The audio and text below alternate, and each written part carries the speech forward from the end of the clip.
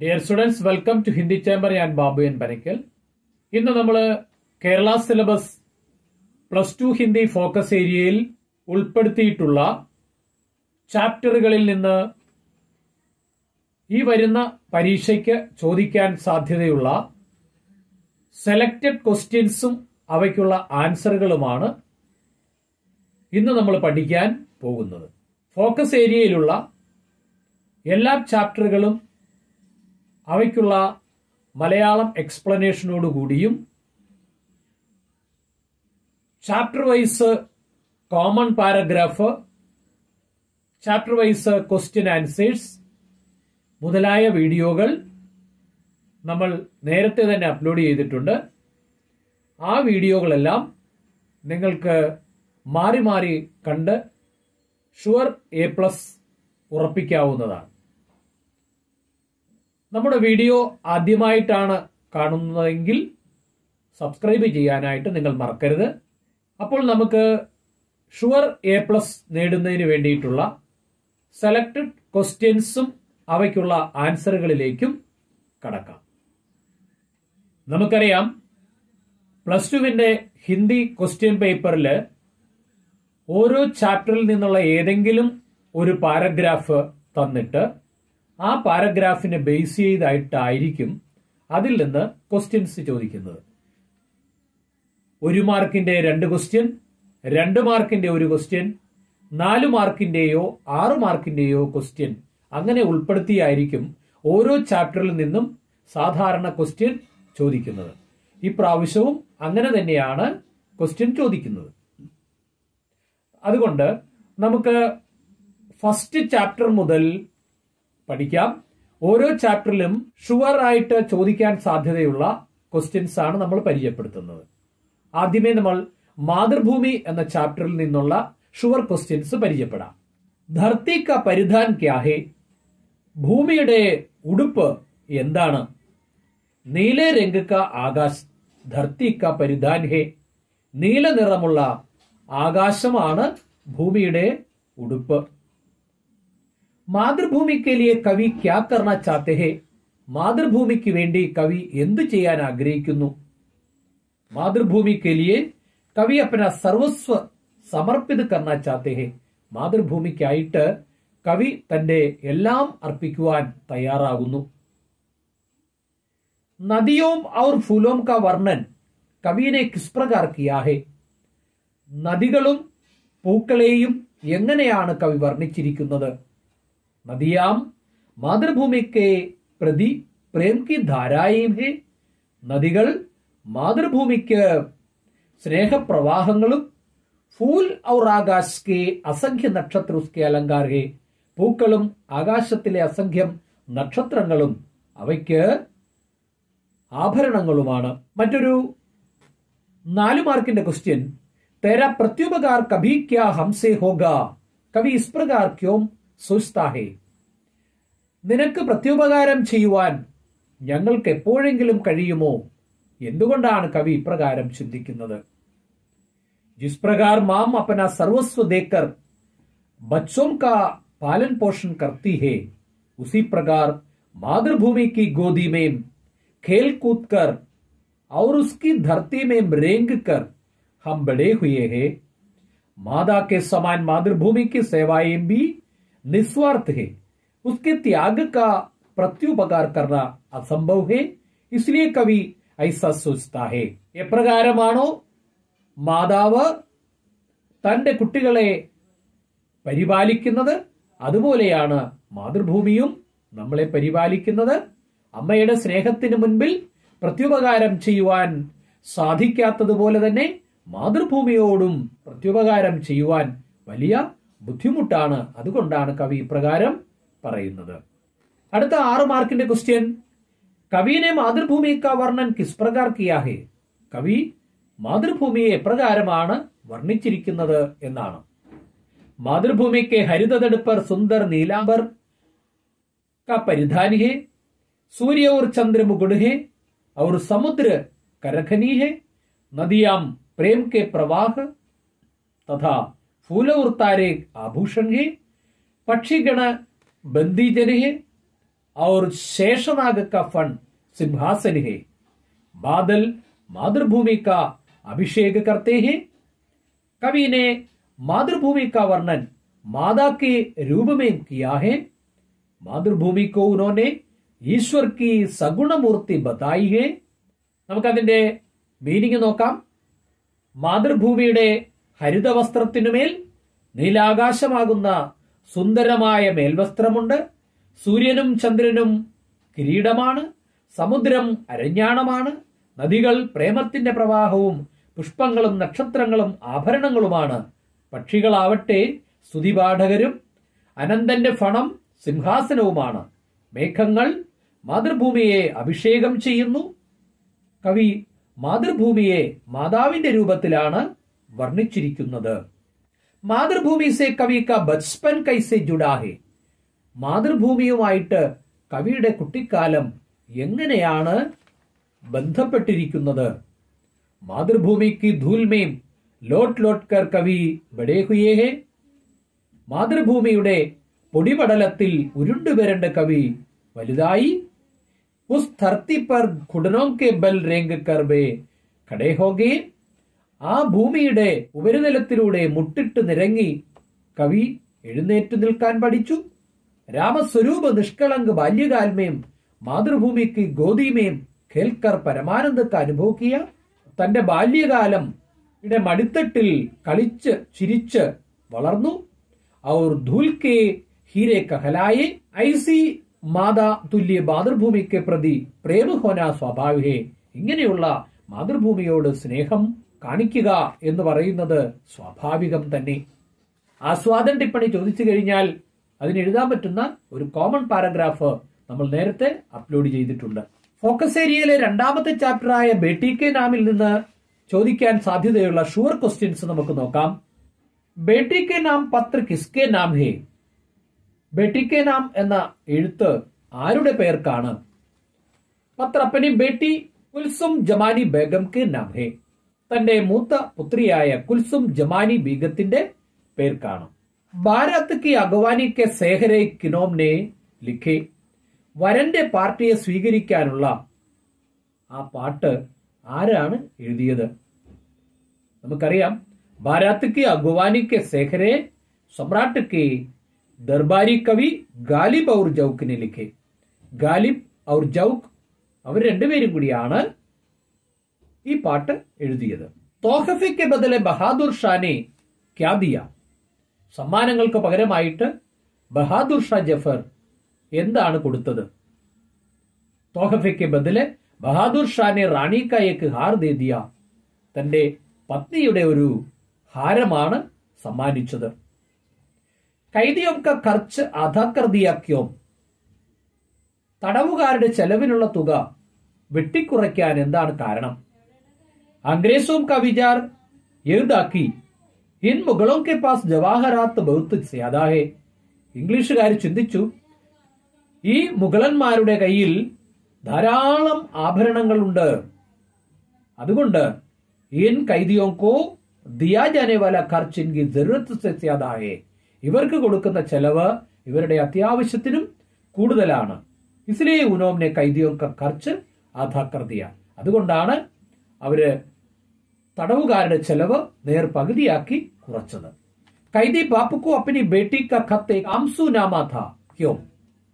ബന്ധനസ്ഥനായ പിതാവിന് തന്റെ മകളുടെ കത്ത് വേദന നിറഞ്ഞ വാക്കുകളായിരുന്നു. എന്തുകൊണ്ട്?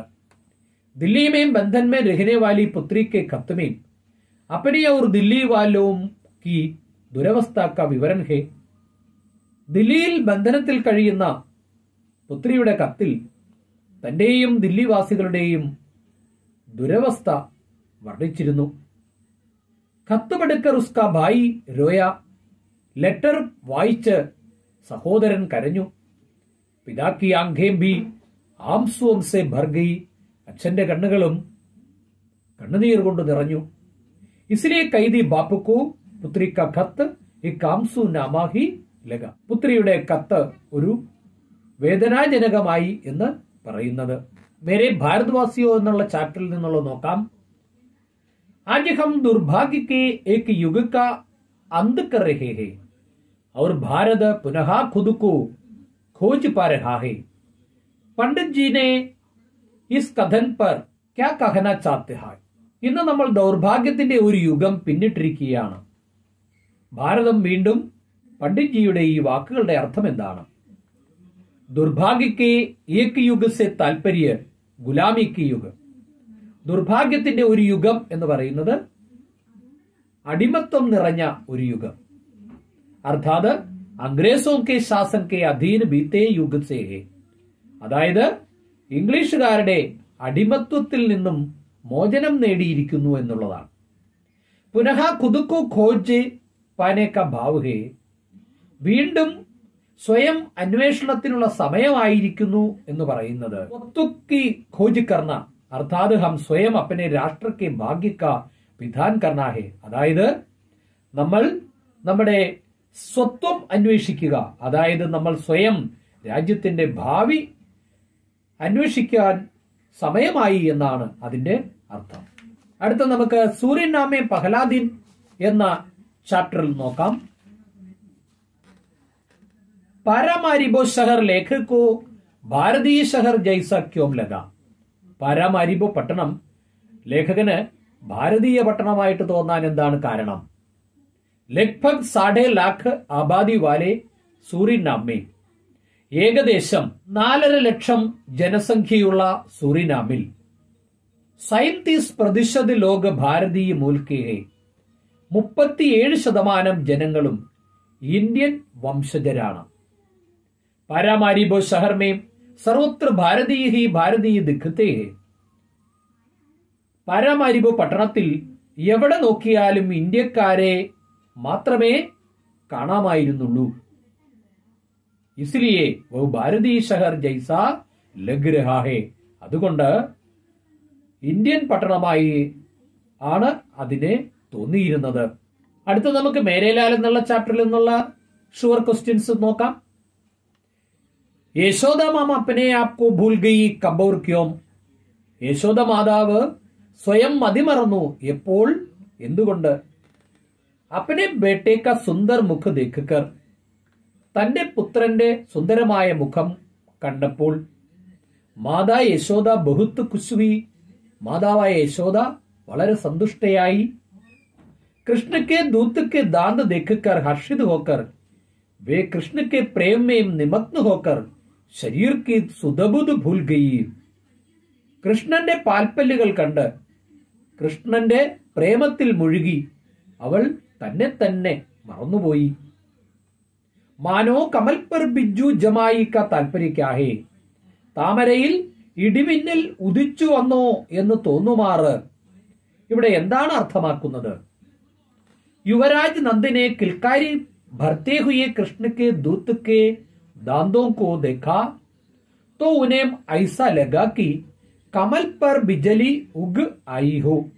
यहाँ कृष्ण का मुख कमल के समान और उसके दूत के दांत बिजली के समान चमकने वाले थे. यादव രാജാവായ നന്ദഗോപര് ആനന്ദ ക്രീഡ നടത്തിക്കൊണ്ടിരിക്കുന്ന കൃഷ്ണന്റെ പാൽപ്പല്ലുകൾ കണ്ടപ്പോൾ താമരപ്പൂവിൽ ഇടിമിന്നൽ ഉദിച്ചു വന്നതുപോലെ അനുഭവപ്പെട്ടു. ഇവിടെ കൃഷ്ണന്റെ മുഖം താമരപ്പൂവിന് തുല്യവും പാൽപ്പല്ലുകൾ ഇടിമിന്നലിന് തുല്യവുമായിട്ടാണ് സൂചിപ്പിച്ചിരിക്കുന്നത്.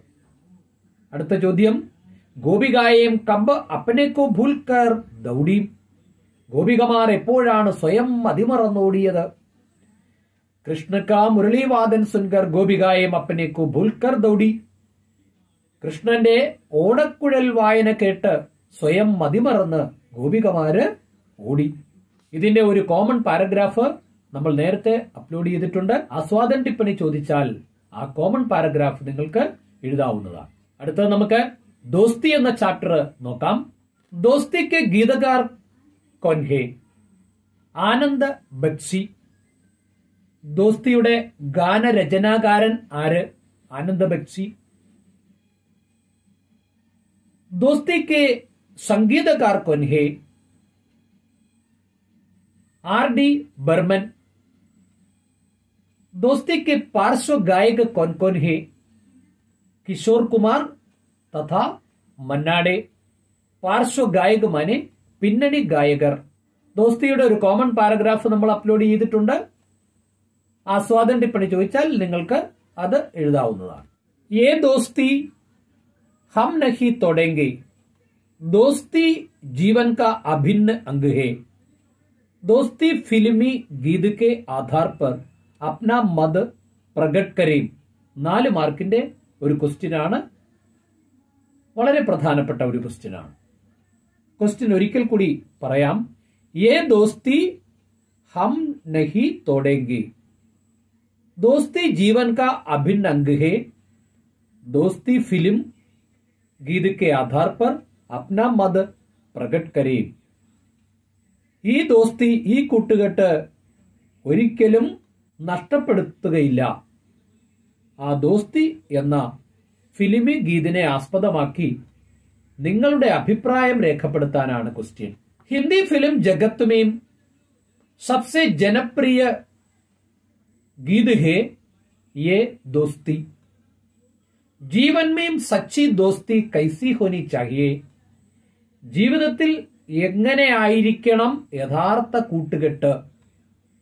യഹ് ഗീത് में बताया गया है. അത് ഈ പാട്ടിൽ പറഞ്ഞിട്ടുണ്ട്. ദം തോടെ തോ ഭി ന ചോടനെ വാലി ഹേ ദോസ്തി. മരിക്കുമ്പോൾ പോലും നഷ്ടപ്പെടാത്തതാണ് ഈ കൂട്ടുകെട്ട്. ഇസ് दोस्ती को बनाए रखने के जान पर खेलने को भी दोनों मित्र तैयार है. കൂട്ടുകെട്ട് ഉറപ്പിക്കുന്നതിന് വേണ്ടി ജീവൻ കളയാൻ പോലും 2 സുഹൃത്തുക്കളും തയ്യാറാണ്. दोस्त के लिए सबसे दुश्मनी मोल लेने के लिए भी तैयार है दोस्त.